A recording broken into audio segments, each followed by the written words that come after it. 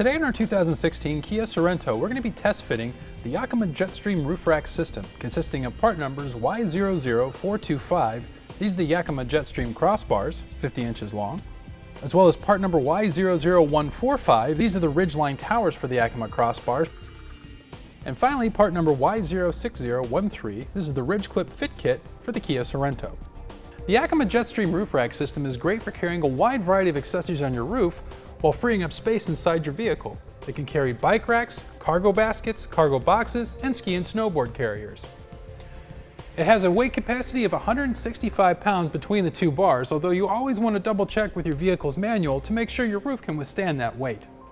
If we remove our end cap here, you can see that we can use T-Track accessories by pushing down this center strip and sliding them into place. Also, the center strip combined with the aerodynamic shape of our bar will cut down wind noise and drag while we're driving. The end caps do have these knockouts where you can replace them with Yakima SKS lock cores, so you can make whatever accessories you're carrying as well as your roof rack key-to-like and secure to your roof.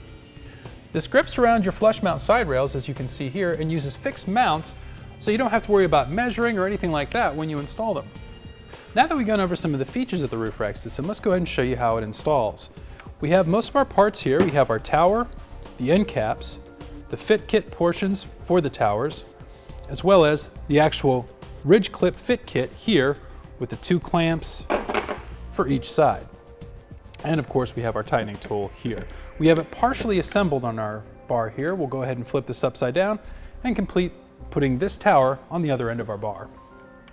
Before we actually install our tower onto our bar, I'd like to point out that they have this channel here in the center. Now normally you would have this rubber strip sitting down in place where you would cut it to length between the two towers, but for today's demonstration purposes we went ahead and just removed it. Our first step is to remove the end cap here for our tower. Just push on both sides like so. Next we want to loosen up the screws here and here about 4 or so turns until they open up. So we'll take our tightening tool and do that. To give us a better idea of what we're looking for, we want to make sure that the end of this screw here is flush with this edge here. With this top one, you want to loosen up about 8 turns or so. And that's so underneath you can get to the screw to tighten down the top portion here. Next we'll take our plastic bracket here from our Jetstream bar kit. And we'll take this metal piece here and you want to line it up with the screw in the center there. And come back underneath, starting to tighten that down all the way till you hear 3 audible clicks from our tightening tool.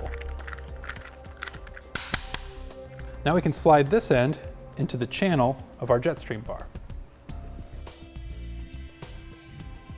Next we'll install our pad from our fit kit, and that just snaps into place onto our tower. Next we'll install our end caps, and then we can set this onto the flush rails of our vehicle. When we set our bars down, you're going to see the 2 holes here and here.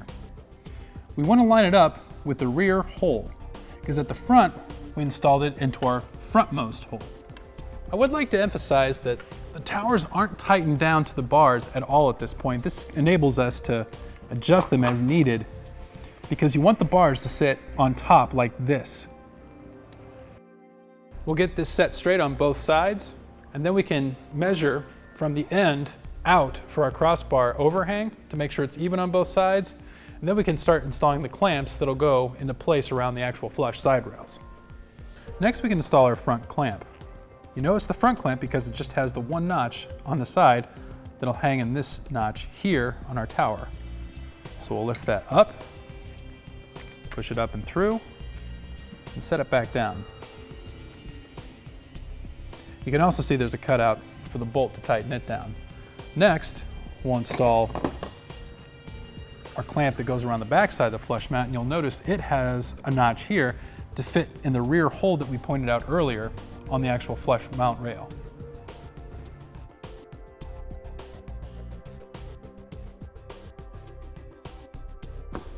There we go. And this also has 2 notches that'll hang on in the back.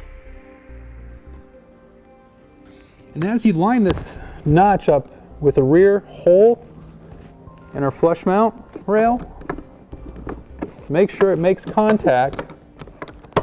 There we go. And now we can tighten these down with our included tool. And as I tighten this down, I'm actually going to push the back plate into that hole just to make sure it stays where it needs to. As you can see, the edge here is actually gripping around our flush mount here, while holding it together. Again, you're going to hear these 3 audible clicks just so you don't over tighten this on your roof rack.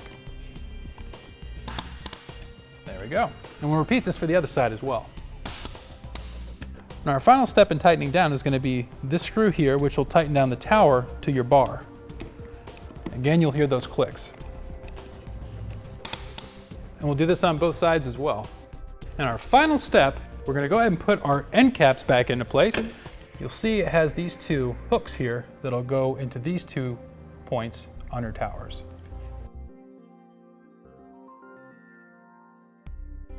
Then we're ready to load up our gear and hit the road. And there you have it for the Yakima Jetstream Roof Rack system on our 2016 Kia Sorento. Click the link below to shop, learn more, or visit us at etrailer.com.